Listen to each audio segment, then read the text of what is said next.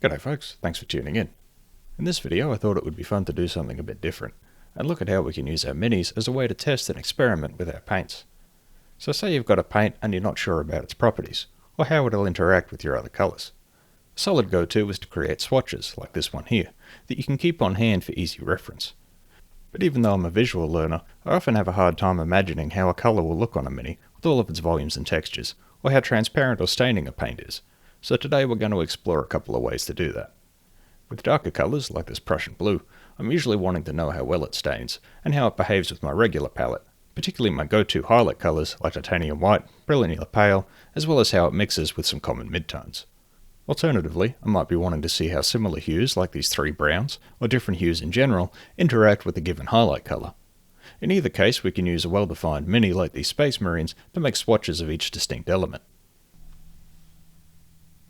For the second demonstration I'll be using brilliant yellow pale, along with cadmium yellow, fanchine red, Prussian blue, phthalo green, indigo, and so on.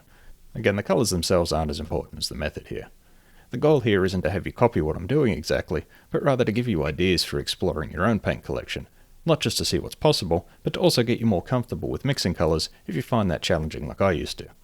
The minis are primed in Vallejo Ghost Grey acrylic primer via airbrush, but brush on or right up can primers will work just as well here. The grey is to give me something neutral that won't interfere with how we perceive our more transparent paints. One downside of this method is, even though we're not going for detail, we do want to minimise cross-contamination, so we'll need a number of brushes or be diligent and patient with our brush cleaning. Thankfully, due to the power of editing, we can skip all that and just stay focused on the results. So let's get started. How we start with the Prussian blue will be familiar if you've seen any of my other videos. We'll be using an old large round brush to apply it straight on the mini, using a bit of thinner to ensure that it gets in the recesses. I call this the foundational layer, as we'll build everything else upon it. We're also doing the base here because why not? Depending on your basing material, you may need more thinner to help ensure that it gets right down in there. Once applied, we'll let it sit for 5 minutes or so to give it a chance to stain, if that's something this paint can even do. We're doing much the same thing with our other marine, just in a more targeted manner with a smaller brush. I'm breaking it up into components, such as the head, pauldrons and so on, and applying a colour to each. We can reuse the same brush by rinsing it out here, just be sure to wring it out on a paper towel each time so you don't accidentally create a wash. I've also snuck a few extra colours out on the palette, like magenta, to give us some more options. I'm also trying to keep the elements fairly distinct from their neighbours, in either temperature or hue, so they stand out more on their own. This can also be a good way to test out colour schemes, as we can quickly assess how colours will look next to each other. Don't be afraid to mix colours here either, as I've done on the legs. A big strength of oils is in how much you can accomplish easily with a focused palette, and doing so is a great way to discover new and exciting colours. I have to say I'm impressed with how well these Space Marines fit that early 90s action figure aesthetic. Right, so again we'll let these guys sit for a few minutes before wiping this foundation away. Again, for the blue marine this is very straightforward. We come in with our makeup sponge to remove the bulk of this foundational layer. We do this to determine how staining a paint is, as that gives us an idea of how well it'll influence subsequent layers and make it easier to apply said layers, and less is always more when it comes to oils. We need to be more careful again with our second marine, using smaller cuts of sponges and applying them in a more delicate manner, but the principle is the same. You can see that some colours stain better than others, so even though the highlight colour is our focus on this mini, we can still get useful information about our palette from this step.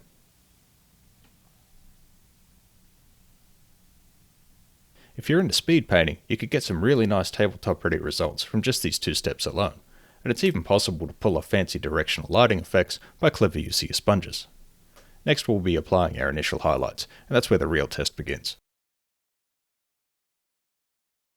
So we'll start with our blue marine by applying some white, as that's always a safe bet for a highlight colour.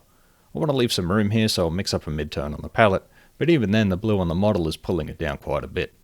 We immediately get the sense that this Prussian blue is real potent, even after adding a lot more white to the mix, so we'll give it a minute to set. We'll try brilliant yellow pale instead, starting lighter than before since we know a bit more about how the blue behaves. You can get a sense here of why I prefer brilliant yellow pale to white for mixing highlights, as that's a beautiful tone that we can easily build upon. Now let's see how cadmium yellow, which is in itself a very potent colour, goes here. Despite all that blue, we're getting a nice rich warm green. Let's come back to that white. That's a bit better, but let's give it a bit more time.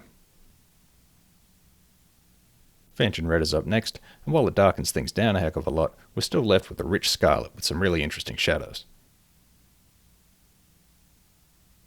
Put a bit of radiant turquoise on the chest, and the difference between it and the yellow pale is subtle, but worth noting. Some dark purple mixed with white on the arm and pistol makes for a nice lavender. But conversely, radiant violet on the chainsword doesn't have close to the same effect. And radiant magenta on the leg does give us something interesting, but similarly muted. This is why it can be handy to test mixes like this. So that's a sampling of midtones, but what about some highlights? A bit of yellow in the backpack gives us a more desaturated colour, very different from if we just mixed yellow and red on their own. And some brilliant yellow pale into our green really cools that shoulder pad down, making it look more like a big lime. So I think you get the idea by now. We're just playing around here, trying things out and taking note of what works and what doesn't. If you had a scheme in mind but weren't sure of the hue, you could divide things up that way instead. For example, if I knew I wanted some kind of green, I might put different yellows on each part of the marine, or later on different highlight colours. Let's move on to our Technicolor marine. Another approach we can take to highlights is to really wipe off our brush first, so we're using barely any paint, giving us more room to move. I'm going to start running these side by side, starting with Terra Rosa and Phthalo Green, followed by Indigo for the backpack. This combo may be familiar to some of you, as I like to use it a lot for metals. Predictably, the purple and magenta get desaturated by the yellow, but complementary colours can make for good highlight and shadow combinations. The Fanchon Red holds up a lot more than I expected, especially for a non-cadmium red. The brilliant yellow pale is making it pink, but it takes quite a bit to get there. Overall, things are starting to look a bit washed out, so let's next look at restoring some depth in our shadows. Restoring shadows can be as simple as lightly reapplying our foundational colour and scumbling it in with a dry, clean blending brush. In a few short seconds we can establish some dramatic shadows, restore saturation, or lower the overall value of a given area. Now I'm not doing it here for simplicity, but you could also test out other shadow colours with this method. I might want to see how that green looks with red, or shift the blue towards purple. Our options are endless, but the techniques are pretty much the same.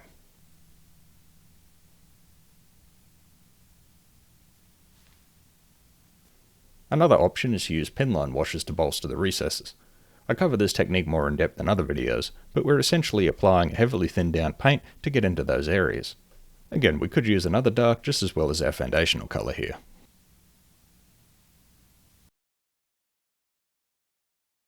Now that our shadows are re-established, we can come back in for some final highlights with a fine detail brush. Again, the sky's the limit here. A precise application of white on the left finally brings that helmet together, as in keeping with our goal on the right, I'm doing the same with brilliant yellow pale. Those elements that became washed out in the earlier stages could regain some surprising definition with edge highlighting here. As the fewer strokes we use, the less blending will occur, and if we overstep the lines, we can easily ease that back down seamlessly with our blending brush. So this was just a quick look at something different, and I hope it's given you some options for exploring your paint collection. The possibilities here really are limitless, so I encourage you to just give it a go and roll with the results. For me, the important part is to take notes of what I've done so I don't forget, and having a model on hand to refer to has been pretty helpful. At the very least, these so-called swatches make for a good conversation starter, sitting up on your shelf. If you'd like to see more of this process, you can find the real-time footage from this and other videos over on my Patreon, where you can also gain early access to my YouTube content, vote on future video topics, and more, and the support's greatly appreciated. So thank you very much for spending time with me here today. If you had any questions about any of the products or techniques I've talked about, or have a topic you'd like me to cover in a future video, I'd love to hear it. Again, thanks very much for your company, and take care.